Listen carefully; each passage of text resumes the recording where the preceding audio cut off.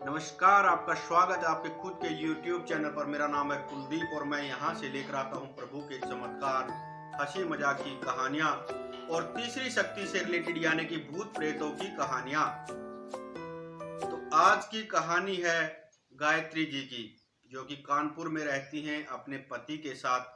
इनके दो बेटे हैं और ये एक मध्यम वर्ग से थोड़ा ऊपर लेवल का परिवार है। इनके पति का लोहे का व्यापार है और अच्छा गुजारा हो रहा है। बेटे अच्छे पढ़ लिख गए हैं, लेकिन बेटों की अभी कोई नौकरी नहीं है। ये नौकरी के लिए ट्राई कर रहे हैं, लेकिन अभी इन्हें कोई अच्छी नौकरी नहीं मिली है। और गायत्री जी जो हैं वो साईं बाबा की बहुत अच्छी भक्त हैं, साईं बाबा को बहुत मानती हैं। सुबह शाम साईं बाबा की पूजा आरती करना, अपने मंदिर में भी इन्होंने साईं बाबा को स्थापित कर रखा है। वैसे तो इनका पूरा परिवार मतलब दोनों बेटे और पति भी साईं बाबा को मानते हैं, लेकिन गायत्री जी जो है वो कुछ ज्यादा ही साईं बाबा में आस्था रखती हैं। तो एक बार जो है गायत्री जी अपने पति को बोलती हैं, मतलब सौरव को, कि हमें शिरडी चलना चाहिए, काफी समय हो गया है साईं बाबा के दरबार में हम लोग नहीं गए हैं। और यहाँ पर एक आपको मजेदार बात बता देता हूँ। गायत्री जी और इनके बेटे जो है कई बार शिरडी जा चुके हैं साईं बाबा के दर्शन करने, लेकिन इनके पति आज तक शिरडी नहीं गए हैं। तो गायत्री जी जो है सौरव को कहती हैं कि मुझे शिरडी जाना है साईं बाबा के दर्शन करने, या तो आप मेरे साथ चलिए, नहीं तो फिर मैं अकेली ही चली जाऊंगी, फिर मुझे ढूंढते रहना कि कहाँ खो गई। मतलब देखिए, जब बाबा बुलाते हैं तो कहीं भी अपने आप ही जाना हो जाता है। जैसे कभी ये अपने भाई भाभी के साथ चली गई, कभी अपने माता पिता के साथ, कभी सास ससुर के साथ। मतलब ये 8-10 बार शिरडी जा चुकी हैं, लेकिन इनके पतिदेव जो हैं सौरभ जी, वो आज तक नहीं जा पाए हैं। बेटे भी 2-3 बार जा चुके हैं। तो बड़ा प्यारा माहौल है इनके घर का। पतिदेव कहते हैं मुझे तो अभी समय नहीं है, लेकिन फिर भी देखते हैं, व्यवस्था जैसी भी होती है, बाबा अगर बुलाते हैं तो अवश्य चलेंगे। तो ये जो है अपने 2-4 रिश्तेदारों के पास फोन करती है, सभी चलने के लिए तैयार हो जाते हैं। तो इनके पतिदेव भी कहते हैं चलो मैं भी क्यों ना शिरडी चल पड़ूं तुम लोगों के साथ बाबा के दर्शन करने के लिए। मैं भी 2 दिन के लिए अपने बिजनेस को, अपने कारोबार को रोक देता हूँ, छुट्टी कर लेता हूँ, मैं भी चलूंगा आपके साथ। और ये सब लोग मिलकर शिरडी पहुंच जाते हैं। तो सौरभ जी जो है शिरडी में पहुंचकर साईं बाबा के सामने हाथ जोड़कर कहते हैं कि देखिए, सभी कहते हैं कि आप चमत्कार करते हैं, आप बहुत बड़े जादूगर हैं, आप ये करते हैं वो करते हैं। ऐसा नहीं है बाबा कि मेरी आप में आस्था नहीं है, लेकिन मैं तो आपका चमत्कार तब मानूंगा जब आप मेरे बेटों को सरकारी नौकरी दिलवाएं। अगर आप मेरे बेटों को सरकारी नौकरी दिलवाते हैं तो मैं आपको मानूंगा कि आप चमत्कार करते हैं, आप भगवान हैं, अन्यथा मैं नहीं मानूंगा आपको। बस मैं यही चाहता हूं कि मेरे दोनों बेटों को सरकारी नौकरी मिल जाए, मेरी पत्नी का स्वास्थ्य अच्छा रहे, मेरे घर में सुख शांति रहे। और ये कहकर वो यहाँ से चल पड़ते हैं। गायत्री जी जो हैं वो पूछती हैं अपने पतिदेव से कि आपने क्या मांगा। तो ये बता देते हैं कि मैंने तो साईं बाबा को यही बोला है, अगर आप जादूगर हैं, आप चमत्कारी हैं, आप चमत्कार करते हैं, तो मेरे बेटों को जो है सरकारी नौकरी दिलवा दीजिए। और अगर आप ऐसा नहीं करते तो मैं ये समझूंगा कि ये सब दंत कथाएं हैं, झूठी बातें हैं, जो लोग आपके बारे में बोलते हैं कि साईं बाबा ने ये चमत्कार किया, वो चमत्कार किया। तो गायत्री जी को यहाँ पर थोड़ा बुरा लगता है। उन्होंने कहा कि आप यहाँ भी आए शिरडी इतनी दूर घर से चलकर, लेकिन आपके मन में आस्था नहीं है। तो सौरभ जी कहते हैं आस्था क्यों नहीं है, मेरे मन में आस्था है, तभी तो मैंने इनसे मांगा। और मैंने क्या गलत मांग लिया? अपने परिवार के लिए तो सभी मांगते हैं, और ऐसा कौन इंसान है जो मंदिर जाएगा, भगवान के सामने जाएगा और अपने परिवार की सुख शांति समृद्धि नहीं मांगता? तो मैंने क्या गलत कर दिया? तो ये बात यहीं पर खत्म हो जाती है और ये लोग अपने घर आ जाते हैं। अगले दिन गायत्री जी जो है इनके घर में जो प्यारा सा मंदिर है, वहां पर इनके के मंदिर में एक छोटी सी प्यारी सी साईं बाबा की बहुत अच्छी मूर्ति स्थापित कर रखी इन्होंने। उसके सामने हाथ जोड़कर कहती है कि बाबा देखिए, ऐसा नहीं है कि मेरी आप में आस्था नहीं है या कम हो गई है, या मेरे बेटों को अगर सरकारी नौकरी नहीं मिलती तो मेरी आस्था कम हो जाएगी। मेरी जो आस्था आप में है वो है और रहेगी हमेशा।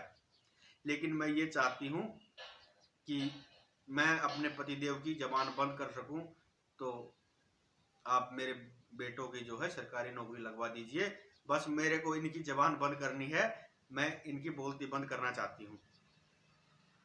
और 1 हफ्ते का समय देती हूँ बाबा मैं आपको, अगर नहीं मिलती तो भी कोई बात नहीं, मेरी आस्था कम नहीं होगी आप में, लेकिन फिर भी मैं जो है बचपन से आपको मानती हूँ, पूजती हूँ, और लाइफ जिंदगी में मतलब पहली बार आपसे कुछ मांग रही हूँ। मैं आपको 1 हफ्ते का समय देती हूँ। अब बाबा तो बाबा हैं, अगले दिन इनके घर पर फोन आता है और बड़े बेटे की जो है सरकारी जॉब लग जाती है। और जब गायत्री जी को उनका बड़ा बेटा बताता है तो गायत्री जी बहुत खुश होती हैं और कहती हैं कि वो जो एक इंसान अपने घर में रहता है ना, उसको भी बता दे बेटा। तो ये जो है सौरव को बताता है, इनका जो बड़ा बेटा है, कि पापा मेरी जो है सरकारी जॉब लग गई है। पापा जो है खुशी से झूम उठते हैं। तो पूरे घर में बड़ा खुशी का माहौल है, बड़ा प्यारा माहौल है। लेकिन सौरव जी कहते हैं अभी तो जो है मतलब गायत्री जी जो है सौरव को चिढ़ा रही हैं कि देखा मेरे बाबा का चमत्कार, अभी तो 1 ही दिन हुआ है।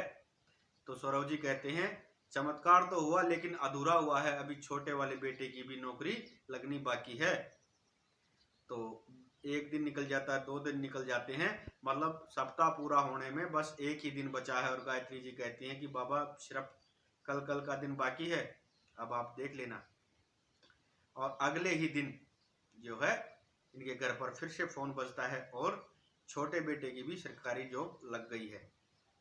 अब बेटा जो है वो अपनी माँ को बताता है, मतलब गायत्री जी को, और गायत्री जी जो है बहुत खुश होती हैं और कहती हैं कि बेटा एक काम कर, अपनी बाइक निकाल और उनके ऑफिस चलते हैं, मतलब तेरे पिताजी के ऑफिस चलते हैं।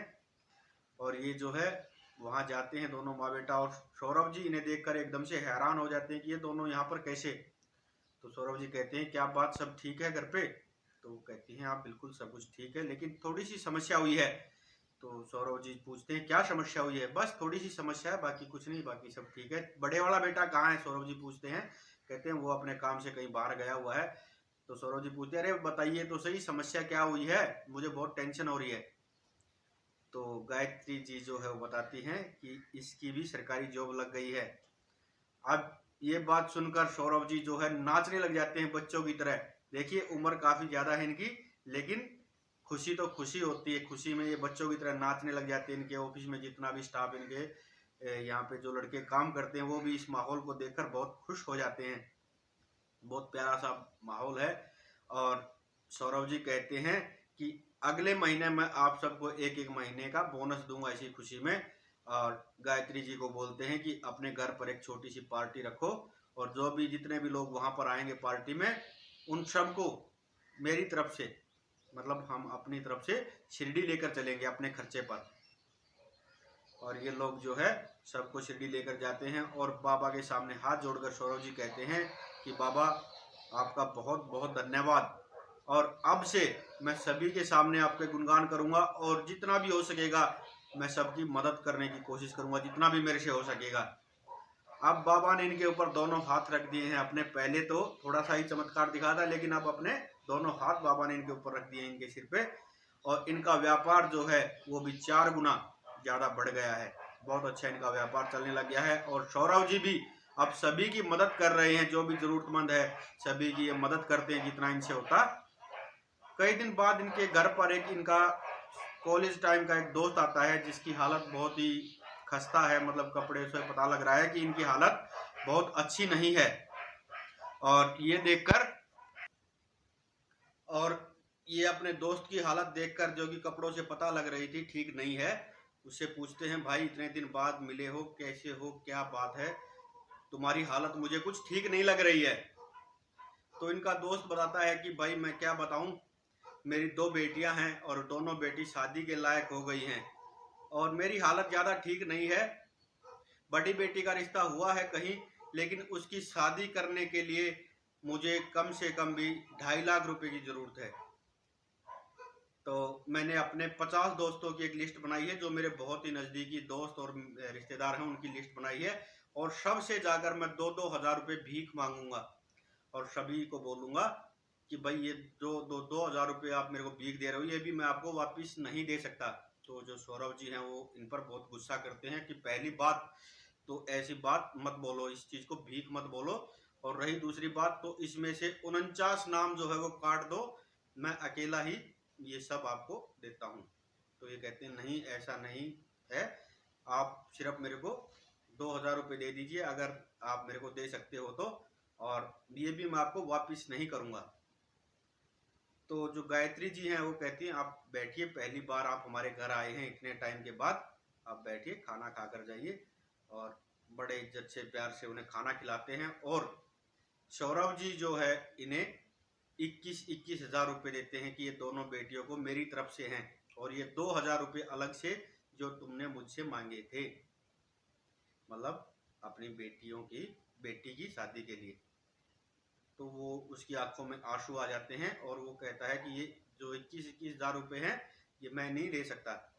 तो सौरभ जी कहते हैं कि वो मेरी भी तो बेटियां हैं और मैं अपनी बेटियों को कुछ भी दूं, तुम्हें उससे क्या मतलब, मैं अपनी तरफ से दे रहा हूँ। ये वैसे तो मैं तुम्हें 2.5 लाख भी दे सकता हूँ, लेकिन ये मैं थोड़े से अपनी तरफ से दे रहा हूँ, और चिंता मत करो, सारा काम हो जाएगा।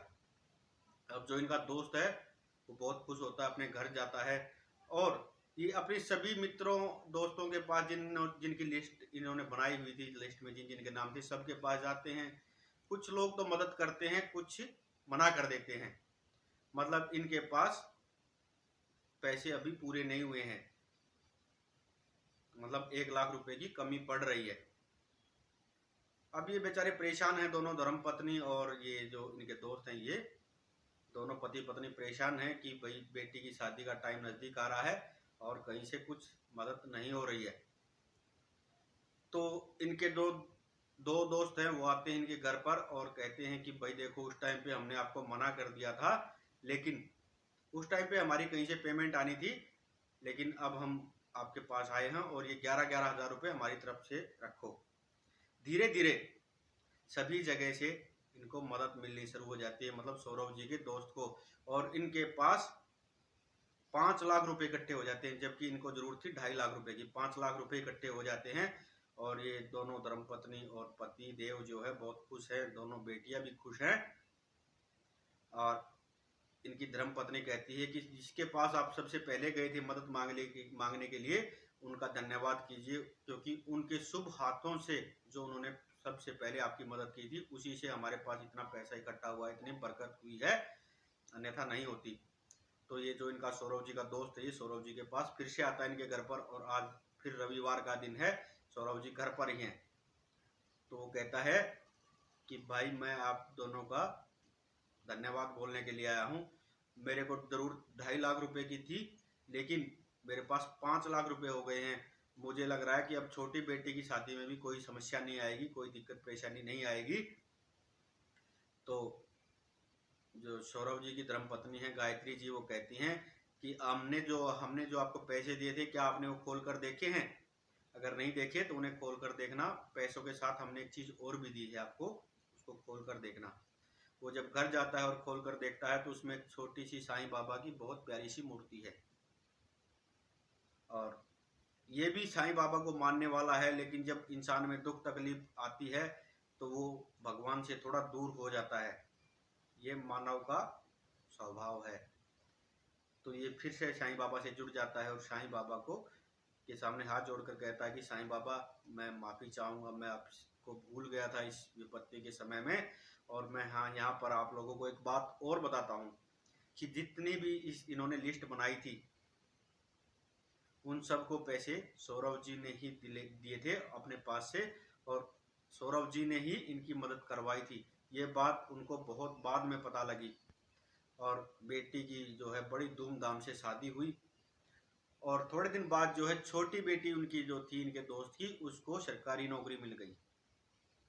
अब सौरभ जी और इनका दोस्त और सौरभ जी के दोनों बेटे गायत्री जी बड़ी खुशी खुशी रह रहे हैं।